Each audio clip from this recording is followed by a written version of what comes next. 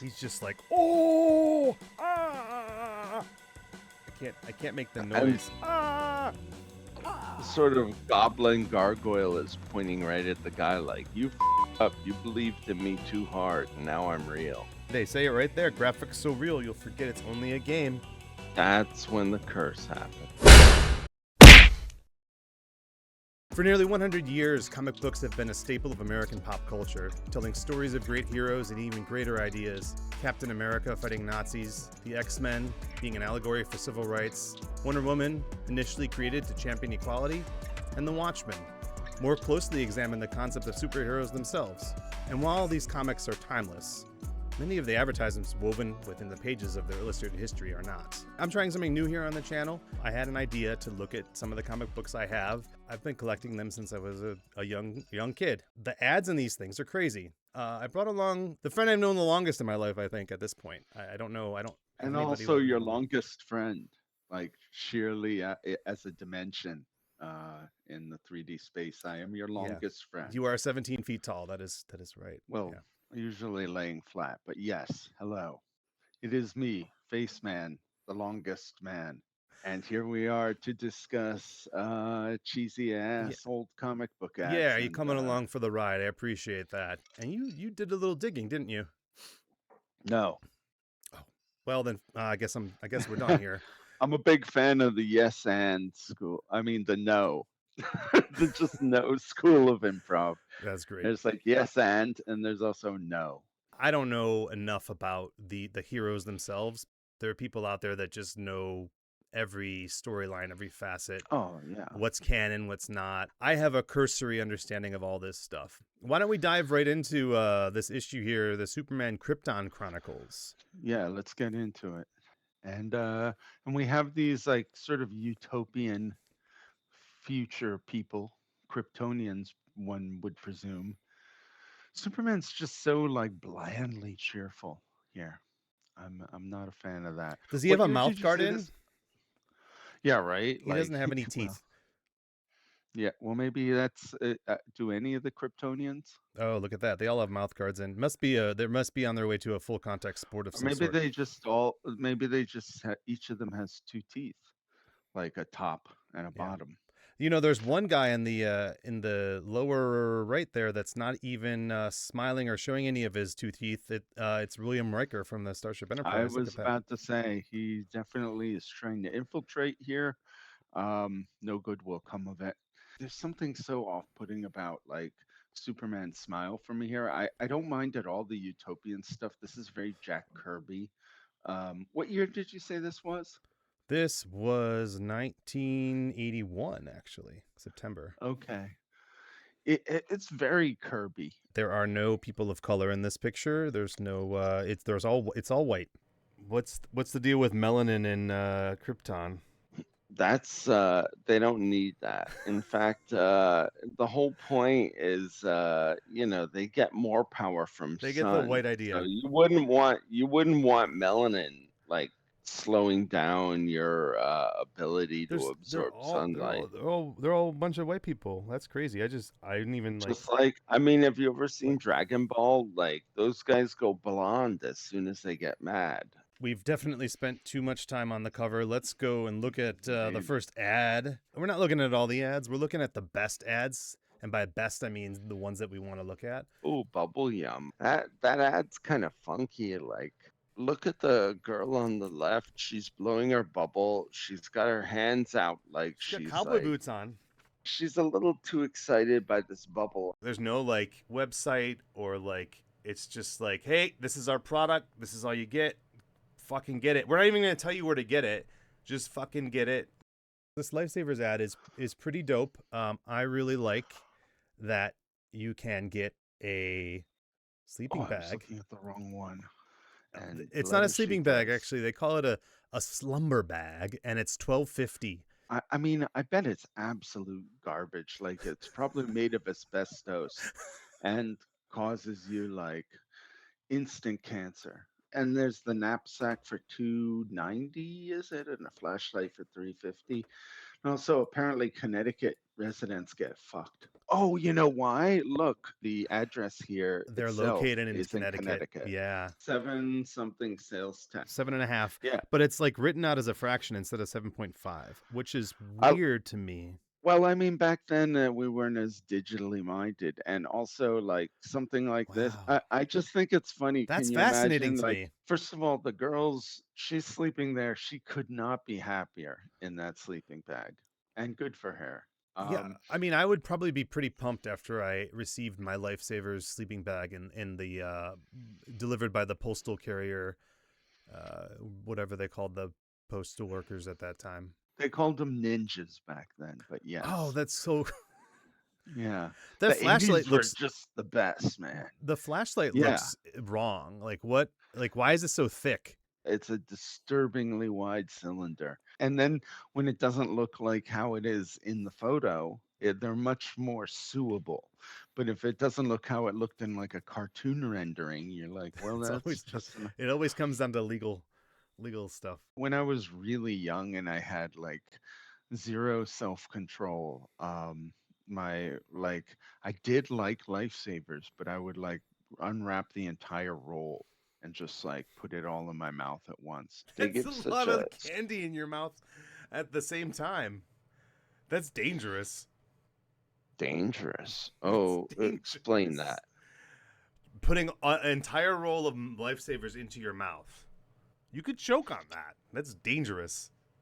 Well, if I were to swallow, I mean, I never engaged in swallowing until they got really small. Then I'd end up chewing it to pieces, which is just like some kind of insane hedonism if you think about it. Jimmy, go My grab mouth. me a roll of lifesavers. This one is the one with like a bunch of stuff on it.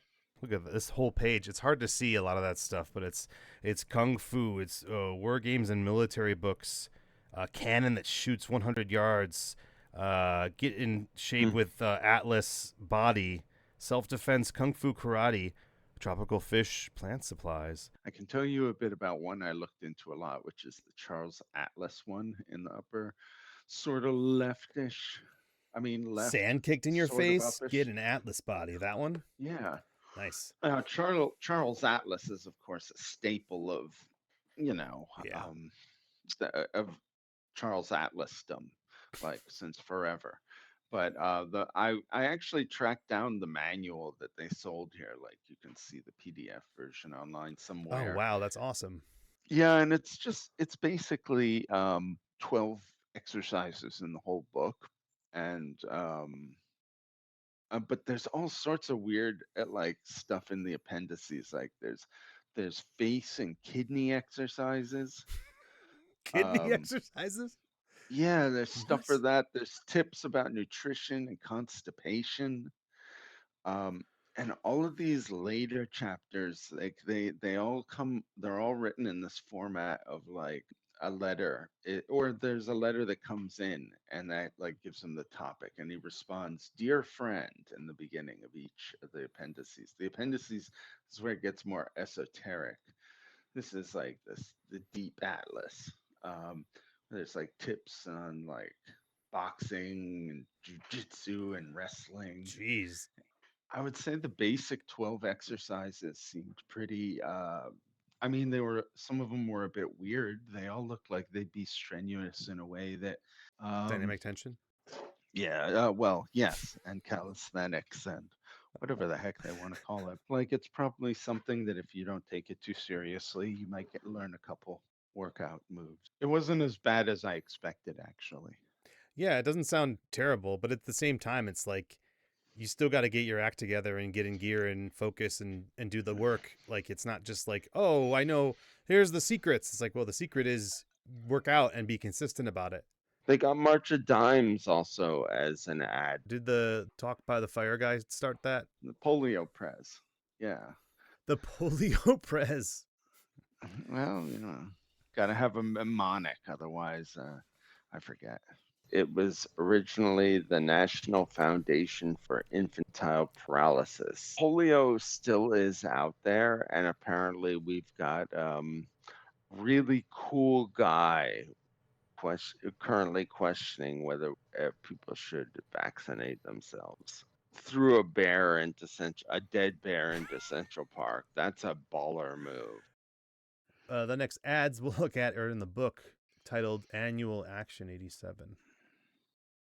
Uh, This one has the Bats guy in it too.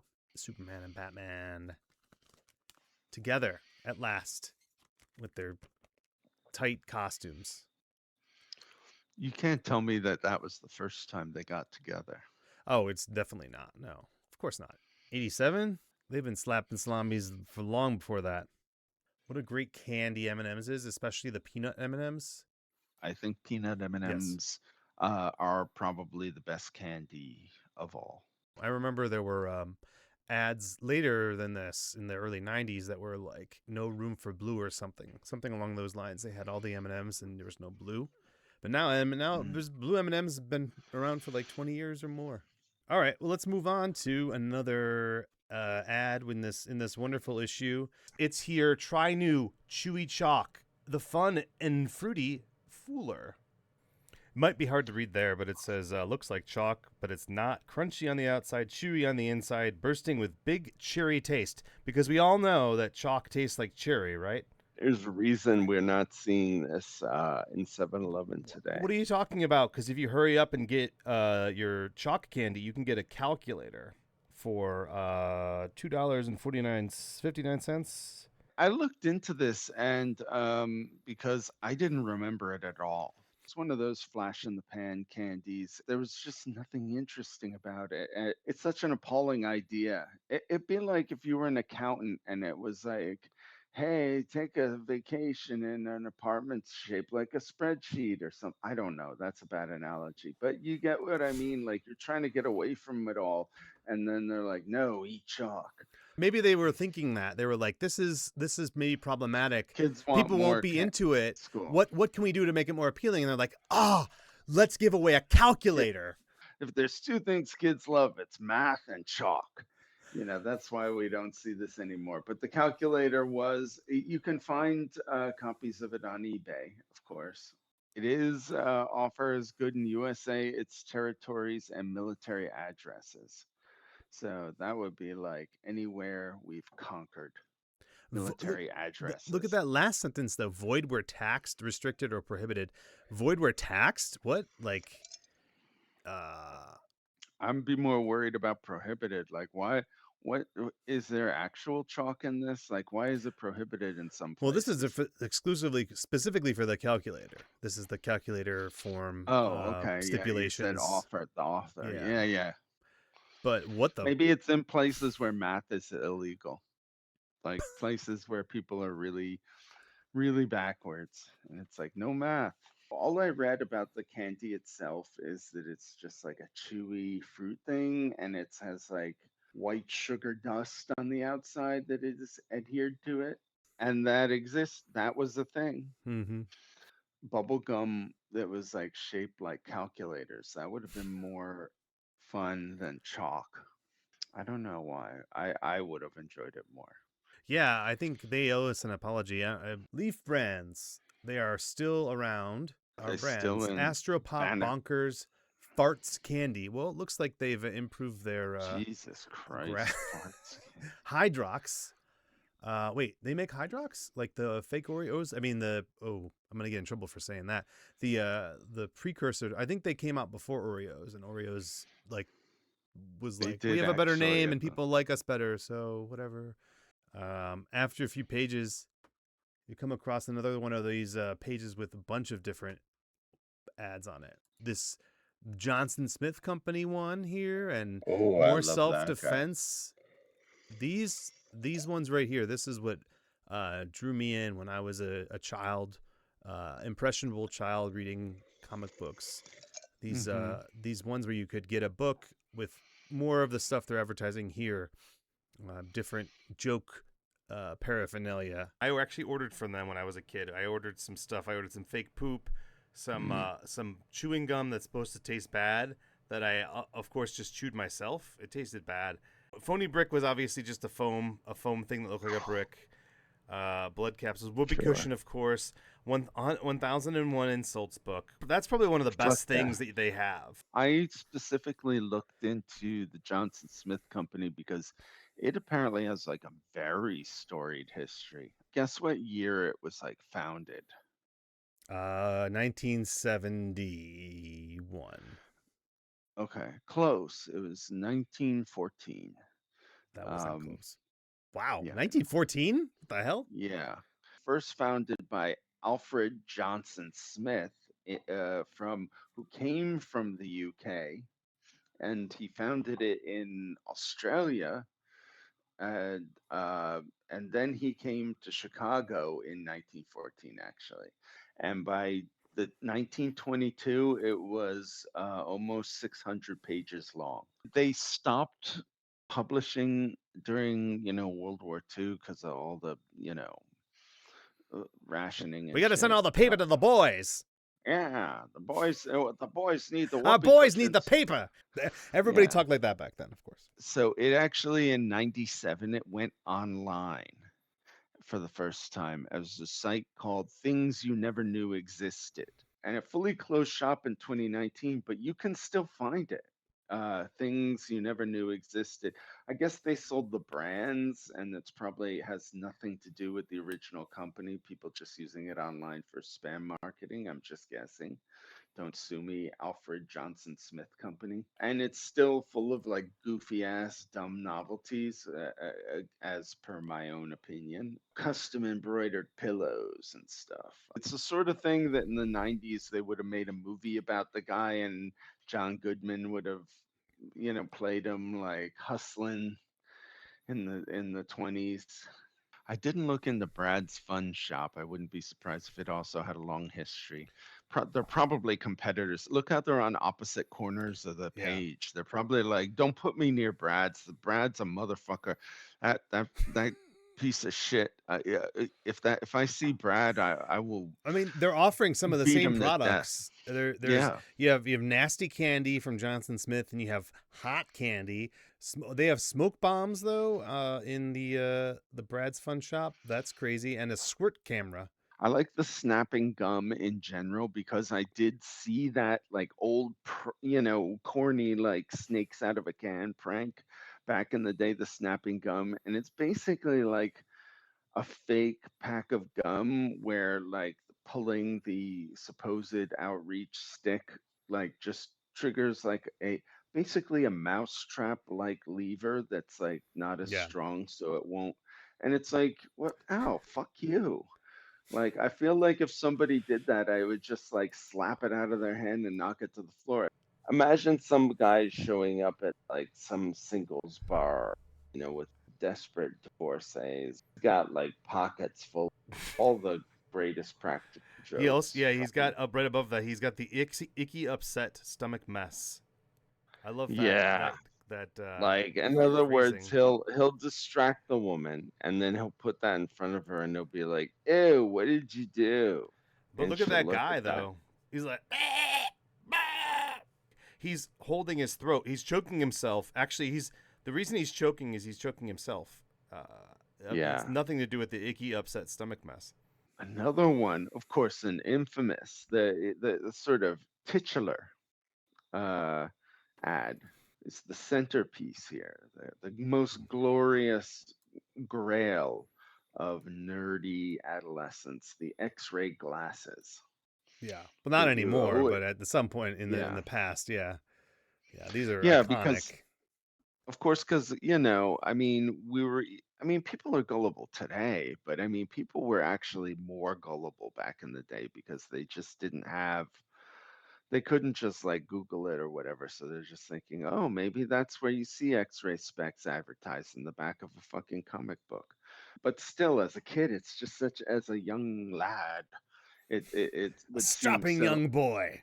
Of course, red of blood and strapping of youth. I don't know. Haha! It's a hilarious optical illusion.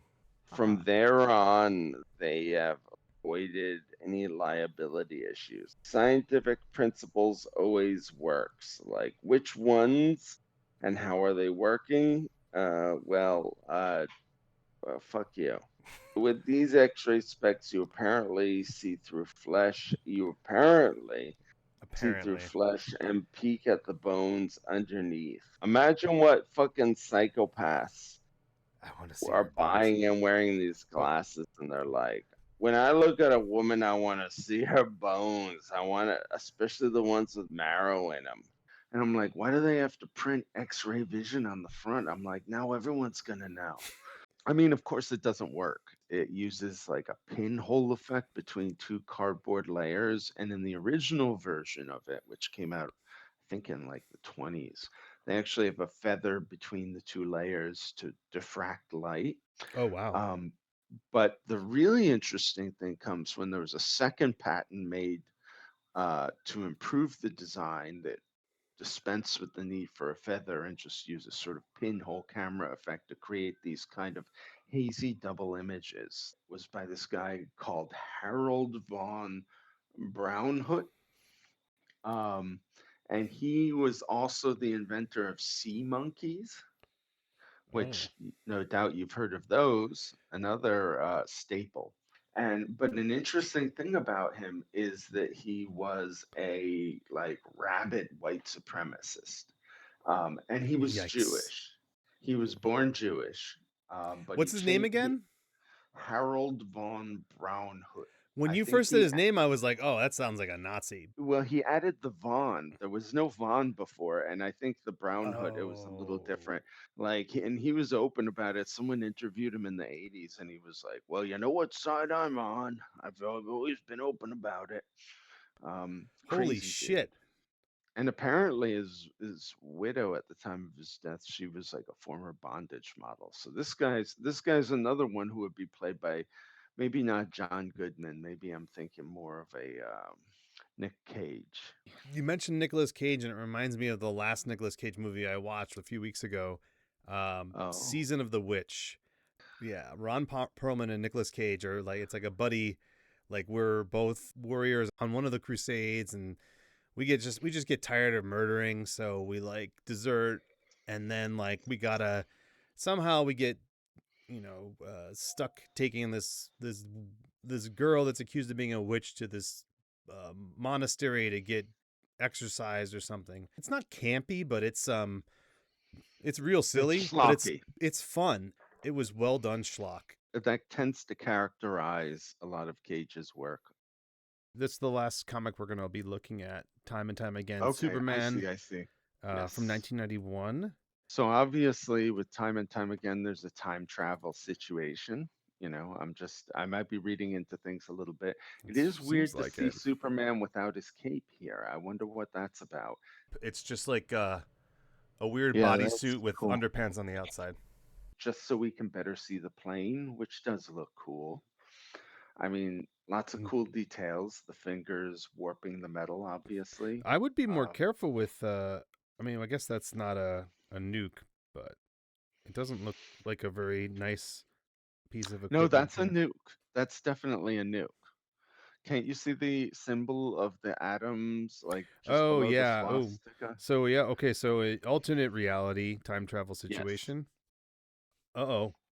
I There's some hope type it's of fun. dragon that's about to explode in your face Oh, and or in your mouth. so this is 91 from TSR, and being a D&D role-playing geek, I can say some things about it. I mean, this is pretty much about the time I had left the game, like maybe around 90 itself or just before. Like I think I occasionally got some stuff after it for a while, but I've never really come back to the commercial one, but like and the company went bank well, it was bought out by Wizards of the Coast in 97, and I think this ad is a premium reason why. I What? don't see what help this could do for Yeah. your brand or like yeah, and I think if you knew it, you wouldn't be getting that information in the comic book. You'd be getting it in Dragon Magazine, which was a good publication at the time. I think 91, it was obviously getting worse, but it was always a fun in-house D&D magazine. I mean, obviously, like that's when it went out of business. I could talk a while about you know, the history of the old school Dungeons and Dragons. That is an authentic old school D&D voice. Let Yes. me show you where we keep the dungeons. And of Oh, course, the dragon. a, a quick aside about voices. I mean, I talked about this in a completely different context with you. I listened to the audiobook of Three Hearts and Three Lions, and it was narrated by Bronson Pinchot, which Is that the surprised guy me. from Langoliers?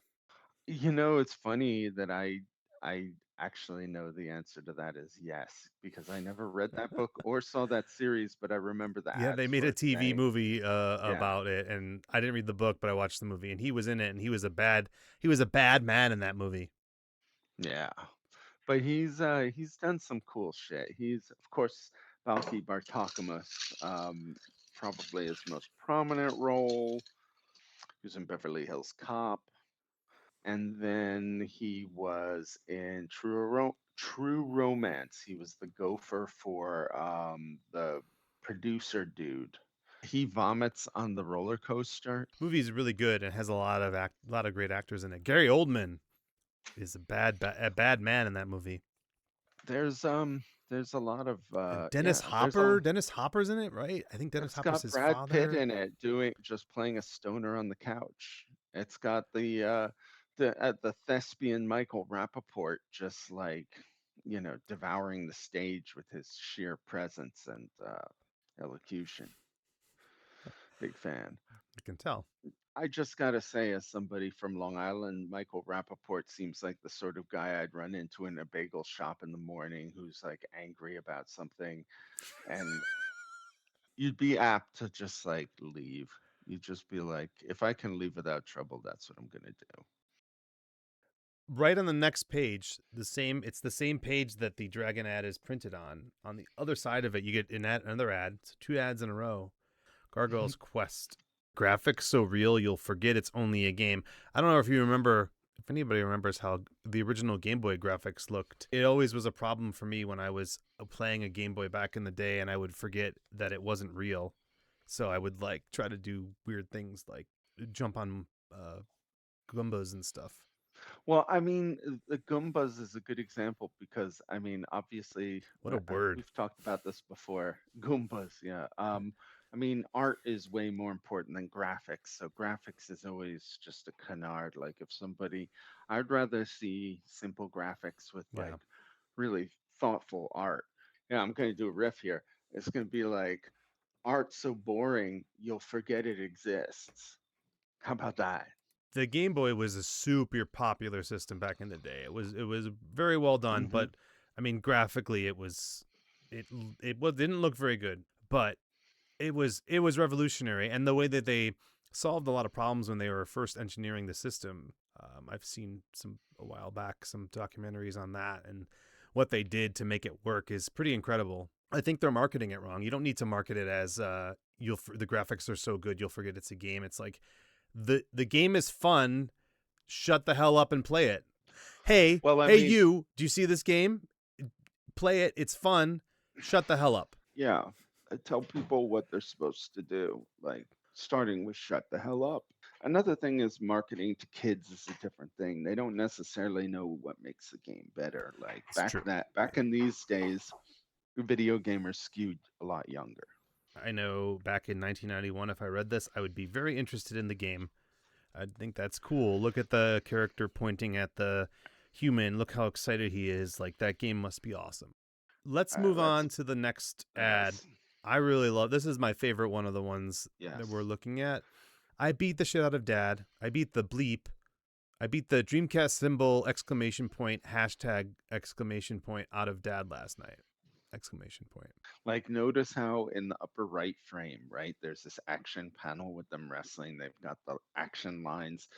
The blonde guy is being put in a headlock there, and his arm is reaching down into the panel in the lower left where the action's going to flow anyway. Like, I think that's really well done for an ad.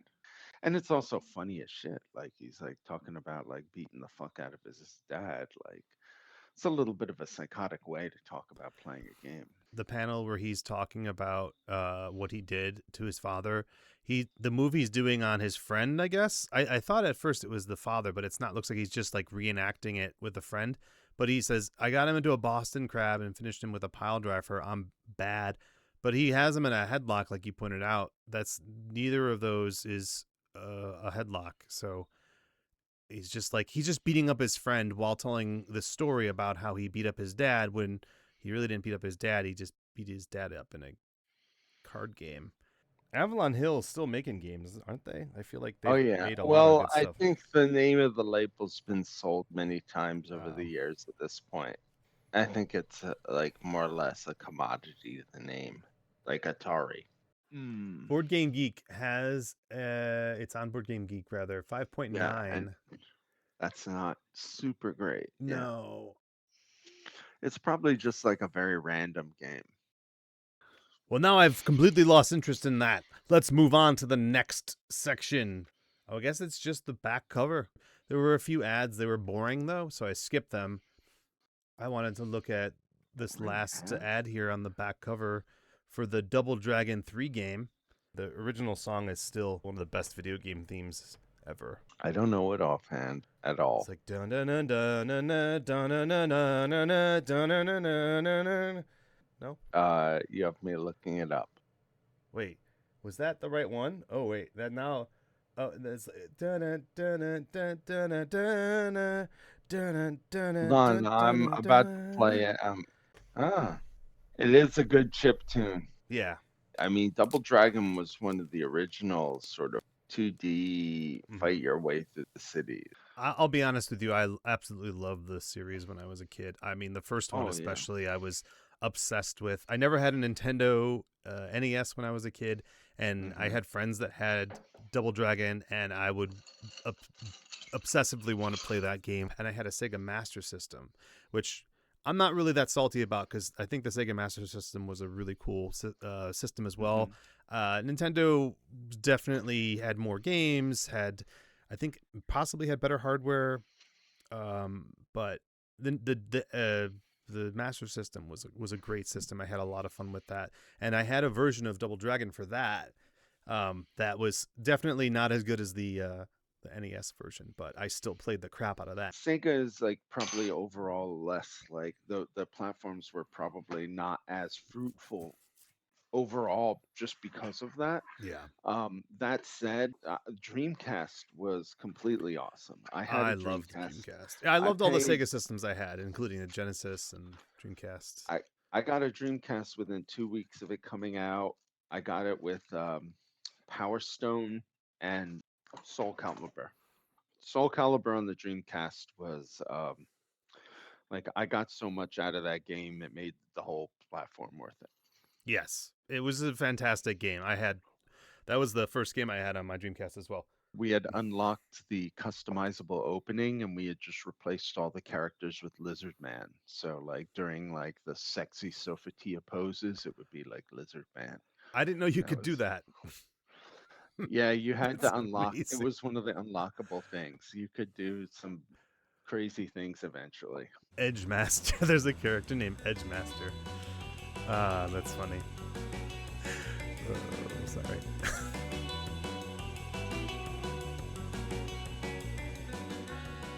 If the interface is sexy and easy and simple and elegant, you like all those words. Sexy, easy, simple, elegant. That's me, baby.